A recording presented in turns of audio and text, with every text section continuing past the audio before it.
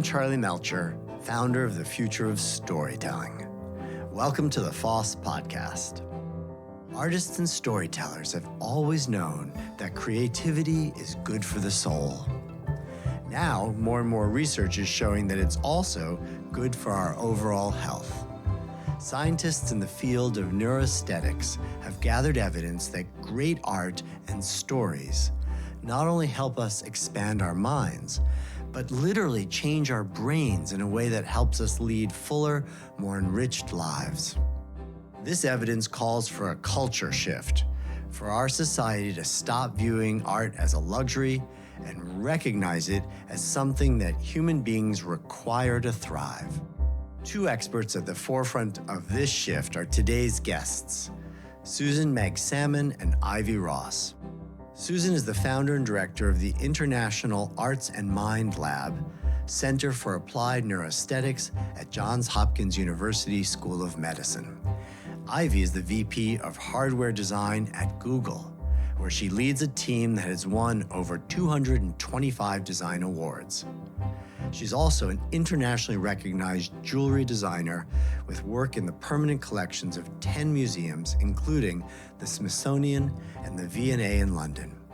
I'm excited to speak with Susan and Ivy today about their new book, Your Brain on Art, how creativity helps our brains grow and how new technologies can help usher in the next age of human flourishing.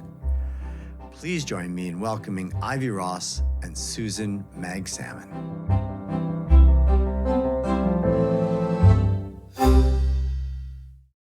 Susan, Ivy, welcome to the Future of Storytelling podcast. Thanks for being here. Oh, we're thrilled to be here. Thanks for having us. Congratulations on your new book, Your Brain on Art. I've so enjoyed reading it. It's exciting. I can't wait for everyone to read it. Nor can we. Yeah, it was a labor of love. And so it's really great when it gets birthed into the world. Well, one of the things that just struck me as so optimistic and hopeful is this idea that your brain can just continue to grow and change throughout your entire life.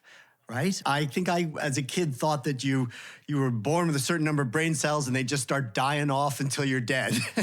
And I guess that's not true. You know, when neuroplasticity was really understood, not that long ago, within the last 50 years, and we started to understand that our brains continue to grow and change. And even though I think it's a miraculous process of how our brains grow, and it makes so much sense. We bring the world in through our senses. And while we've all learned as kids that we have 5 senses, right? Sound, vision, touch, smell, and taste, it turns out that we probably have more than 50 senses that we're just starting to learn about.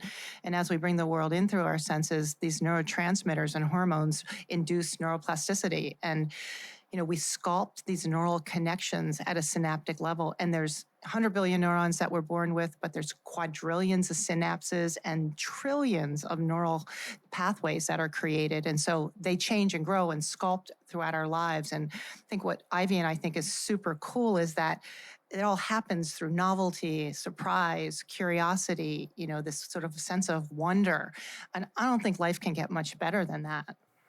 Yeah, and now I totally understand that phrase, growth mindset versus fixed, because it really is that your mind can either grow or stay fixed.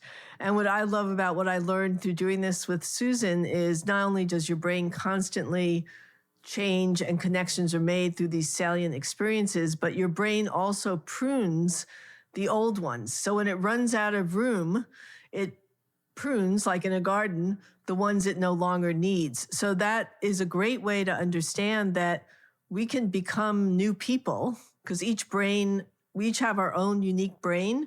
So if we add enough new data, we can prune the old stuff to make room and really be a different brain. And I just love the premise of the book, which is that you've shared how art can be this vehicle for that kind of growth and change. Tell us a little bit about how it is that art is so good at helping us to evolve and change our brains. this whole idea around art and aesthetic experiences, we've grown to think of art as something that's pretty precious and a luxury and something that, you have to really purchase. But in fact, art is what we do all the time. And if you talk to indigenous cultures, which we did in the book, art is something that you live and breathe and do. It's not another thing that you do when you have leisure time. And so I think we start there in thinking about what does it mean to art? And art is at its core about self-expression and being both a maker and a beholder. So when you really kind of get at the root of humanity and the fact that we're wired to bring the world in through our senses, we're wired to have these incredibly salient experiences. And it turns out that singing, dancing, storytelling, making, using clay, using all these different tools with our hands that we know about. And now the technology that's bringing in the digital arts, you start to look at, well, it's not really this high art, but it's things like doodling and humming and singing and telling stories to your kids at bedtime and listening to the stories of the elders and really understanding how we learn is through these experiences that are so highly aesthetic. Yeah, it's why the indigenous people didn't even have a word for art, because it was just life. It was their life and it was their culture. And, there's a great quote we have in the book from Jill Bolte Taylor that says, we think we're thinking beings that feel, but we're actually feeling beings that think. I do think we, in our advanced format here, we walk around in our head thinking that that's, the intellect is there, that's important. But we're actually been designed to be feelings beings first, which is all those things we take in through our senses. Susan and I, through an exhibition at Salone in Milan that Google sponsored, did an experiment, really the first time we proved this idea of neuroaesthetics to the public, which is we had 3 different rooms, 3 different living room settings with different texture, smell, colors, shape, lighting. And then we did an algorithm on a band that people wore and spent 5 minutes in each of these different rooms with all of these different neuroaesthetic inputs. And at the end, we downloaded the data from the band because the idea was to show, and sure enough, it proved that what you think isn't always what you feel. And so, for example, we had done the algorithm based on taking in biometrics on your physiology in which space, and again, that environment was a number of neuroaesthetic elements, was your body least stressed or most at ease. And that did not necessarily match up to the room at the end when we said, well, which room did you like the best? And like could be a matter of, oh, this room reminds me of something I saw in a magazine, but your body may not be liking it. And so there was so many wonderful ahas, which is like, oh my God, my body is taking things in all the time. And we don't realize that we are embodied beings and that our body is feeling all the time. And we have to feed it. We have to feed it these sensorial experiences, which the arts do. What's exciting about the science and stories that you tell in your book is to remind us that actually we all have that ability to express ourselves creatively, that it is incredibly healthy, natural, organic to us as a species. These new technologies that are coming online now, things like virtual reality and augmented reality and sensors and haptics and AI, they're enabling kinds of storytelling that's going to let us become re-embodied, will let us, interact with our experiences, let us have some real agency and ability to improvise, and as opposed to mass media, which was fixed, unidirectional, and passively consumed. This is exciting. We're going towards something that's more naturally us. It's going to be up to our imagination, and I'm hoping that what happens with technology, it propels us to even be more imaginative. Because when you think about what it will enable us to do, it will take certain things off our hands because it will do it for us. But we will be forced to be more imaginative to then lead the technology to a new place. I'm not into technology that takes our humanity away from us. It's technology that amplifies our humanity. And I think this area of creativity and the arts of the future, where we're going to be using technology to be able to bring color to sound and do all kinds of extraordinary things. It's really open to our possibilities now. Susan, you mentioned this idea that there are maybe 50 senses, right? That right now we only think of the sensory palette as 5, but in fact there are so many more. And I wonder if part of what's going to be happening is we're going to become more in touch with a fuller array of sensorial information and experience, both as individuals, so we can feel things and experience things in a more rich way, but also maybe as artists and storytellers, we could help people, if we had a broader color palette, if you will, of ways to make people feel things.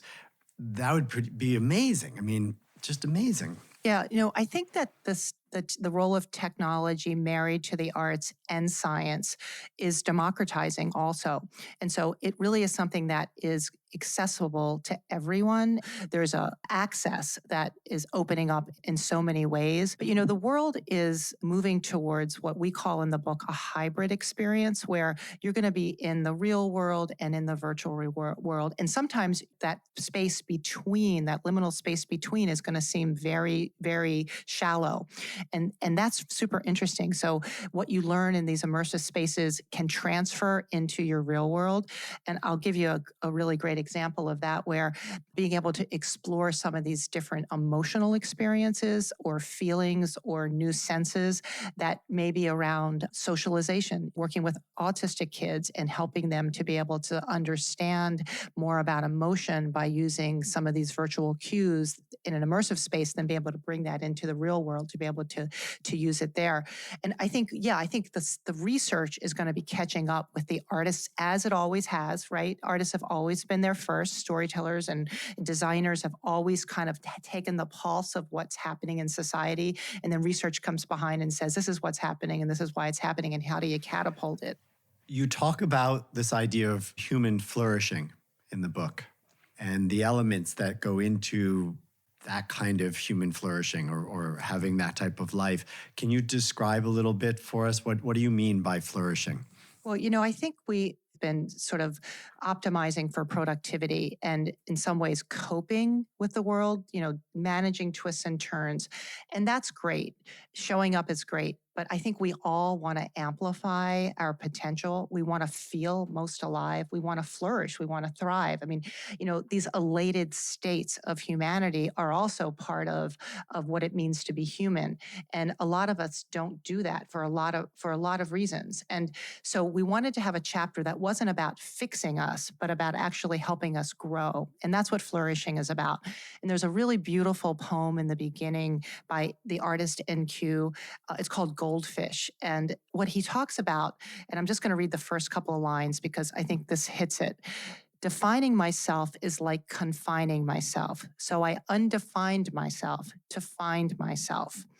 And it's true. Neuroscience is actually proving that spaces really matter. Enriched environments change brain structure for better or worse. And so he really puts it right out there. Like, we can grow as big as we want.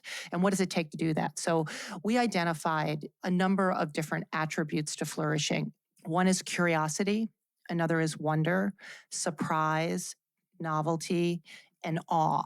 And those things in combination, and you can pick your flavor, really start to help you open up those neural pathways to what's possible. I think that's what we all want, but it's hard to do.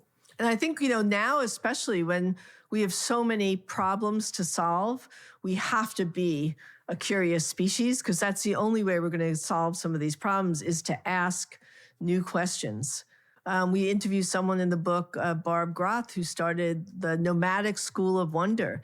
And she literally, and I know you've done this with some of, your group, but early on, but this idea that taking people to places and curating wonder experiences.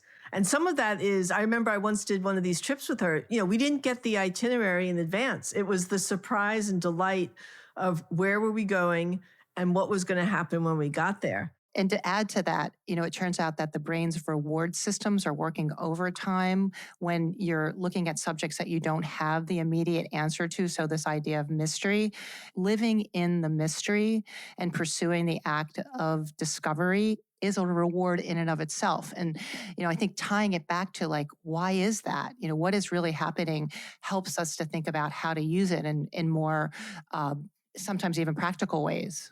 Yeah. Does that relate, Susan, to the research that was even with music, like improv music versus sheet music, right? They put musicians in an MRI to see how their brains differed between people playing a piece of known music versus this idea of riffing off of each other, not knowing where you're going, and improvising. Yeah, we talked to Charles Lim in the book. He's the person that did the improv studies with rehearsed performance music and also improvisation. And in the prefrontal cortex, there's two different parts of the brain. One is self-regulating, making sure that you're perfect and you're doing it right and you're not messing up. Even for the professional musician, they're always sort of going, did I get that right? And then there's a part of the brain that literally turns off so that you're not critiquing yourself, you're not judging yourself.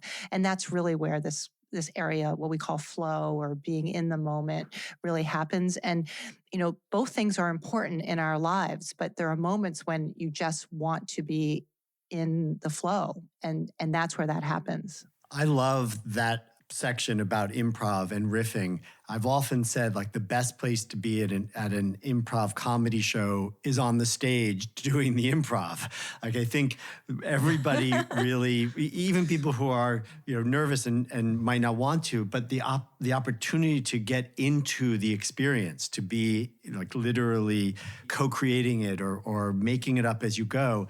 You share the science behind that and why that is an amazing state to be in, one that is healthy and expanding to your brain and to your sense of self.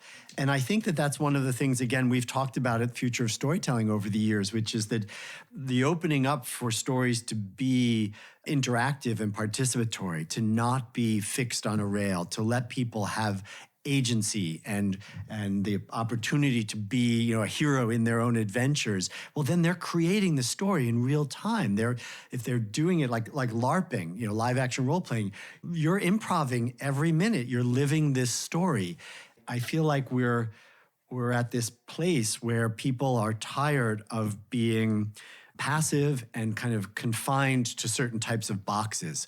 It feels to me like we're hopefully on the verge of an age of creativity and some wonder. Absolutely. I mean, I think even the field of biodesign or bioengineering, you're taking scientists with designers. And I think we're going to find a lot more of this multidisciplinary approach. We each have our own unique brains, like our fingerprints are unique. And so this idea, instead of keeping it to ourselves at our desk, to really learn how to riff off of each other's brains and build on it, it's absolutely an ingredient that we need for the future. But one of the way you exercise those muscles is no judgment, right? I think in improv, they say no thinky. So it's like no judgment, just express yourselves. It's not about whether you're a good artist or bad artist. Start scribbling. And the other thing that I think, I was talking about, the arts work on different parts of the brain, right? They also are multimodal. So it's sort of like when you think about you're bringing different kinds of people together, the arts bring different kinds of attributes together. Sound does something different than touch. And so you're actually bringing so much to bear, which I think makes a huge difference as well. And we see it all the time in the way that you bring an arts form to a problem, and it operates on so many different levels, physiologically, behaviorally, psychologically, and that makes a huge difference. And, it's just a matter of giving people permission, right? Because this has always been available, but we haven't been focusing on it. So it's really giving people permission, in some cases, to do the things they knew intuitively were good for them, but in other cases, not realizing it and thinking it was just something only for a small group of people. I also was moved by your discussion of awe. And this idea that you could get to a state where you're part of something much bigger than yourself. And that when you are having that feeling of awe, you get out of that self-centered sort of me, ego-driven way of seeing the world and you have that opportunity to be more community-centered and feel connected to everything around you. And I think when you talk about society and the changes and the need for fundamental shifts, that's one of them, right? We need a lot more awe to get people out of the me into the we to start to solve some of these bigger problems. Well, and the benefits of awe, think about it from a physiological perspective. I don't know the last time you felt a true sense of awe. I mentioned earlier that I was so fortunate. I've been a Northern Lights seeker for my whole life, and I finally this year saw them, and I'm a different person for seeing them. I couldn't believe it. I still can't believe it. And I look at pictures and they trigger it a bit. But when you are bathed in something that is so extraordinary, especially something from nature for me, is just amazing. And like it down regulates your nervous system, right? It really grounds you into who you are and what matters. And it changes the way you see the world. And hopefully, from a neuroplastic point of view, for a long time. And I think there's something about that we undervalue in our very fast pace. What's next? What's next? I saw that. What's the next thing? Bright, shiny object. We lose that amazing sense of what is really awesome. And I think bringing that back will really, just looking for moments of awe, and they're perfect moments, right? Yeah, and your brain has changed forever now because of that experience. Surprise and delight does feel like another of those things that we crave as human beings. Is there a neurological reason for that? Well, I think boredom, right? I mean, that's really how humanity has moved forward, right? Is going one step further, this novelty of not knowing what's on the other side. We crave that. That's, again, this idea of curiosity, which I think we're evolutionarily hardwired for. And so without it, we stagnate, we really don't grow. So, if you think about things right now in society, loneliness and belonging, those things really are about being being isolated, not being inspired or not having those kinds of connections or surprise or novelty at its best. And it doesn't make us healthy. It makes us sick. So we need it. And when we get it, all of the neurotransmitters and hormones around dopamine and serotonin and oxytocin, all those things go crazy. They make us feel alive. And that's that's basic biology, right? And when we don't do it, we know that we don't feel well. And the more you sit, right? And the more you stagnate. So that's just part of who we are. For people that can't go to these places, putting on a headset potentially and having your mind believe you're in these places actually will release the same neurotransmitters, right? I mean, there's some people that can't afford to go to some of these places that we're talking about, but if your brain thinks you're there and sends those signals to your body, that's second best for sure, right? And there's very good studies that show that there's very similar neurobiological activity in those virtual spaces versus the now you can put smell into spaces, you can experience touch. And so you can create very simulated experiences that feel incredibly real. And that's super important. We talk about something in the book called Snow World, where it's being used for burn patients. And it's animations of penguins and snowmen and people sliding down hills. And it serves as a way to distract a patient who is having bandages changed. And as a result, they're not feeling as much pain, then they're not taking as much opioid or pain medicine. And so this immersive experience is literally taking them to another place. We're in a transition from an age where we were passive learners, passive workers. We sort of sat and looked at screens or everything was kind of one way and our job was just to kind of consume it. And we are at this moment where we're starting to unlock and enable so many more people's creativity. And given the science that you all have so nicely described in the book, it gives great hope that this is going to have a very positive effect on human beings and hopefully leave us in a place that's less selfish, less alienated from each other and from ourselves. And perhaps with that, in a world where there's just a greater deal of human flourishing. Yep, I choose to believe that. I think we can't see it right now because we're moving through something to get to another level. But I think a lot of these things with their pros and cons, that you can question them, they are rewiring us on some level. We're moving to this multidimensional world, whether it's, the interests we have, the coming away from, I think we've gone flatlined, and now we're multidimensional on many levels in terms of what we're craving, the things we enjoy, the professions that we're in. This next generation is going to have 6 professions, not 6 jobs. But so we're moving towards something we can't even imagine now. And that's why I'm saying that imagination, when I look, I always look and say, why is this happening? I can't articulate it, but I could feel that we are being rewired to move us toward a different place. And there's hard times in that transition, and there's good times. But I feel like it's going to be a place that we can't even yet imagine, but it will become clearer over time. I think we're building muscle too. We're building creative muscle. If you don't use it, you lose it, right? And so in some ways we're experimenting, we're playing with, we're seeing what muscle, and we're building capacity. And that's messy and that's painful. But over time you get better at it. So this is why Ivy and I are calling for 20 minutes of an art practice a day, right? Like exercise, like good nutrition. And I think those are the things that are going to help to shape the society. And I think we are on a verge of a cultural shift where these art experiences are going to provide the kinds of potent things that we need to solve some of the problems that are happening in the world today. But you don't have to wait. And I think that's a big message that we're also trying to say. I love that idea of getting your art rate up for 20 minutes a day. Oh, that's good. That's really good. That's good. We haven't heard that. We're going to take that. We're stealing that. I just want to thank you for the book, for taking the time to capture all of those stories and all of that science, because really you've brought the two together so artfully in this book. And I really hope that it has an impact, that many people will read it and choose to lean more into their creative side and appreciate the incredible value for their own well-being and for that of our society and our world.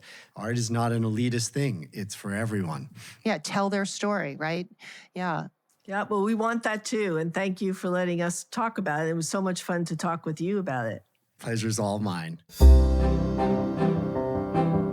Warm thanks to Ivy Ross and Susan Magsamen for joining me on today's podcast. To buy their book, Your Brain on Art, and learn more about their work, please visit the links in the episode's description. I hope you enjoyed today's conversation. If you did, please consider subscribing to the FoST Podcast and leaving us a nice review wherever you get your podcasts. You can also learn more about our other activities and become part of the FoST community by signing up for our free monthly newsletter at FoST.org.